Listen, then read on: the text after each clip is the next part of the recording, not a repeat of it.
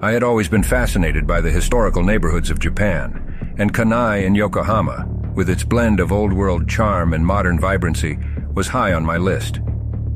The district had once been a residence for foreign traders, and its Western-influenced architecture testified to its rich past.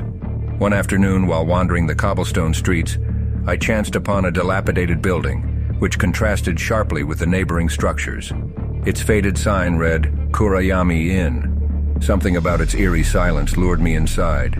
The lobby was dusty, as if untouched for decades, and I could barely make out a bell atop the counter.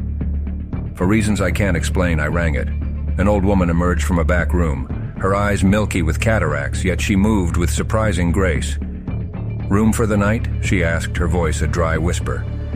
Intrigued and considering my usual taste for unique experiences, I agreed. She handed me an ornate key with the number 13 inches and directed me upstairs. The hallway was lined with old portraits.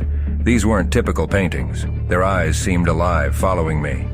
Room 13 was at the end of the corridor, its door slightly ajar. The room was modest, furnished with antiques, but what caught my eye was a locked door on the opposite wall. That night, after a light dinner, I heard soft sobbing coming from behind the locked door. Curiosity overpowering my fear, I tried the key from the lobby. To my surprise, it fit. The door creaked open to reveal a dim chamber, its walls lined with mirrors of varying shapes and sizes. In the center of the room stood a young woman, her back to me. As I approached, she turned, revealing a face identical to mine.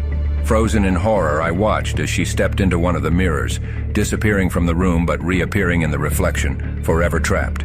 I bolted from the room and dashed downstairs, only to find the lobby deserted. The building, which had seemed so real the night before, now appeared abandoned, as if no one had lived there for years. I fled Kannai that morning, but the memory haunts me. In every reflection, every shiny surface, I see her. My mirror image, pleading, crying, trapped in the forgotten chambers of Kannai.